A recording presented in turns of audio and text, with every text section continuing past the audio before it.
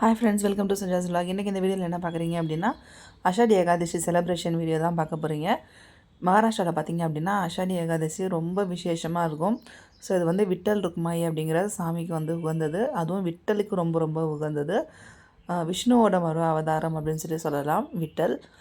என் பையன் வந்து அந்த திதி அன்னைக்கு தான் பிறந்தது. தேதி வந்து 20 ஜூலை மாதம்.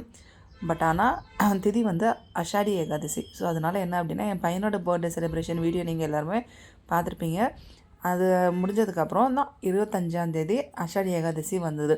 ஸோ அன்றைக்குமே என் பையனுக்கு வந்து விட்டலுக்குள்ளே அந்த இங்கே உள்ள ட்ரெடிஷ்னல் கெட்டப்லாம் பண்ணிவிட்டு அவனை வந்து உட்கார வச்சு கொஞ்சம் ஃபோட்டோஸ் வீடியோஸ்லாம் எடுத்துகிட்டு அதுக்கப்புறம் நாங்கள் என்ன பண்ணோம் அப்படின்னா கோவிலுக்கு போயிட்டு அங்கேயுமே நாங்கள் வந்து சாமியெல்லாம் கும்பிட்டுட்டு அங்கே பஜனை போயிட்டு இருந்தது. அந்த பஜனையோட ரியல் வீடியோ நான் வந்து அட்டாச் பண்ணியிருக்கேன். அதுவும் நீங்கள் மறக்காமல் ஸ்கிப் பண்ணாமல் பாருங்கள்.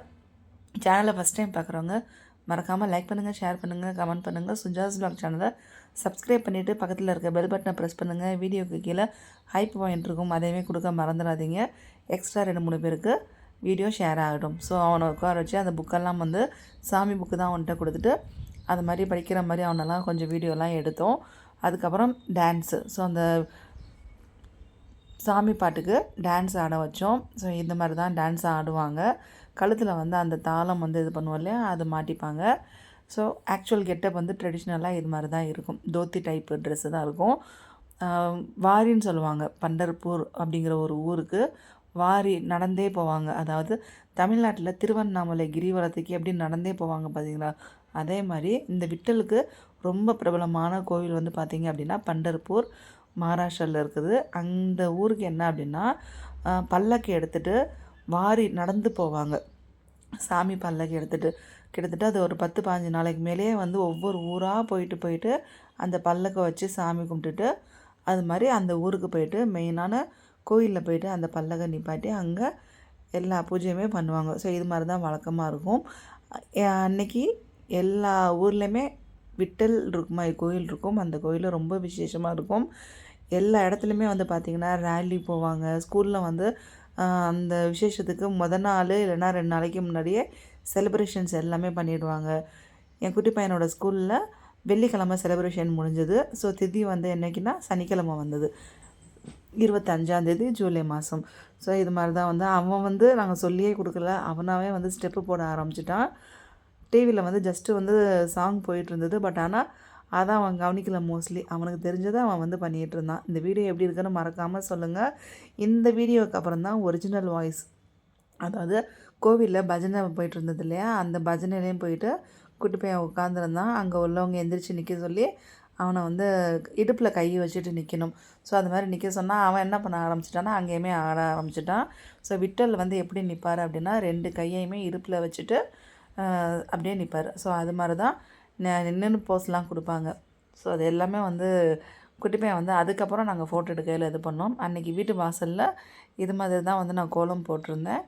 ஸோ ட்ரெடிஷ்னலாக நம்ம வந்து என்ன போடணுமோ அது மாதிரி போட்டுட்டு விட்டு மாவுளி அப்படின்னு சொல்லுவாங்க அந்த சாமியை.